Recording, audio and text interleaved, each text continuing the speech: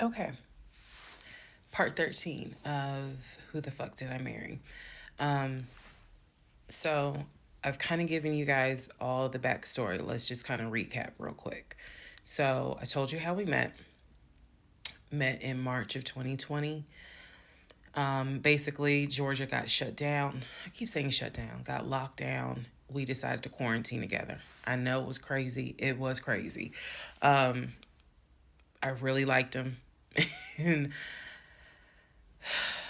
thought he liked me. So I told you guys how we met.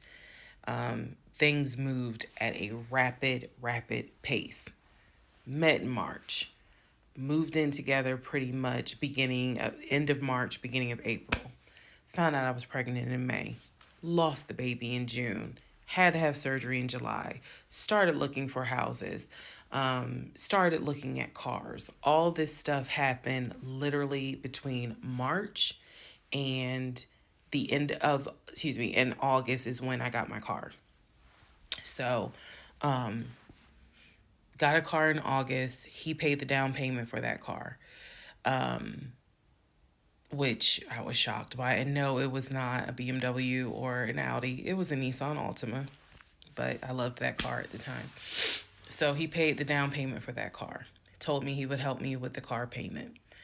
The biggest mistake that I made, and I'll explain why I say this. The biggest mistake I made was that I signed myself up for a car note, where I knew I needed his help to pay the car note. I knew better.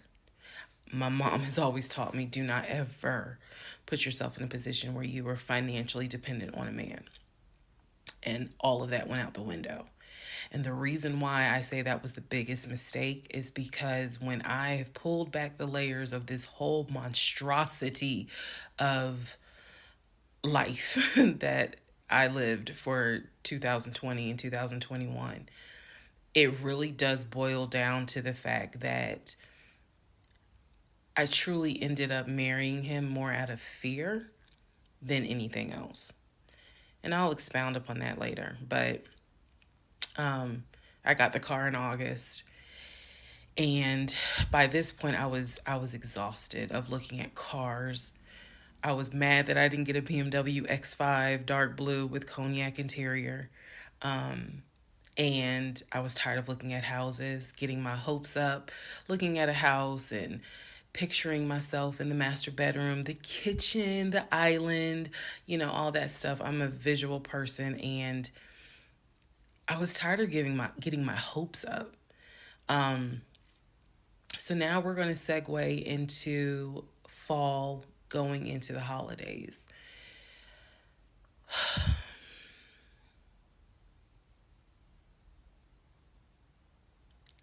Here's what happened. In October, we looked at another house. This house was in Marietta. Absolutely gorgeous. It was gorgeous. I want to say that the house was about $700,000. I really liked the house. I could see myself living there, could see myself cooking there. And so subsequently, my ex husband put in an all cash offer on that house. I watched him put an all cash offer in on the house. Our real estate agent, Scott, called us about 24 hours later, and he said, the sellers love your offer. The offer was an all cash, full asking price offer. 700,000. Let that sink in for a moment. He said the sellers love the offer. They are asking that you show proof of funds so that they can accept the offer. My ex-husband said, I will show proof of funds when they accept the offer. The seller said, great, we'll accept the offer when you show proof of funds. So basically, we got into a standoff. And if you're a real estate agent or you work in real estate, I would love to know your thoughts on this. I had asked people in my personal life, like, Have you ever heard of this before? And I've had plenty of people who said I side with the ex-husband. I would not show my bank statements until they accepted the offer. And then I had other people who were like, I wouldn't accept an all cash offer unless I verified that the person can pay. So I'm just curious what your thoughts are. Okay. So our real estate agent called us and was like, guys, the sellers are giving you 2 days to show proof of funds.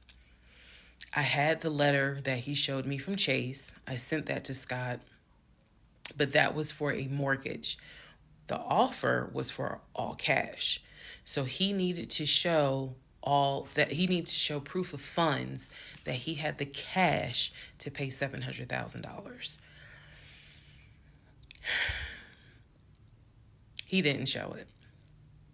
He refused to budge on showing them proof of funds until they accepted the offer because he was afraid that they were going to create a bidding war. So what ended up happening was Scott called us and said, I apologize because I didn't do my due diligence as a realtor. He said, before I ever started showing you guys a house, I should have collected your pre-approval letter and proof of funds. He said, so at this point, my broker has informed me that I cannot show you guys another house until you show at least us, meaning the real estate firm, until you show us proof of funds. And so I'm just like, well, I'm telling my ex-husband, just show them the fucking proof of funds. Like, what's the problem? And so it was a lot of, I find that this is really unprofessional because it's not our fault that you didn't do your job correctly. It got a little ugly and it got uncomfortable because I'm like, I don't understand why you don't show them proof of funds when you clearly just signed a document stating that you're putting an offer in at full asking price. This was the same thing that the realtor was saying. He was like, but you just signed an offer. So what's the problem? Like, you want them to accept the offer and then you'll show everyone the proof of funds?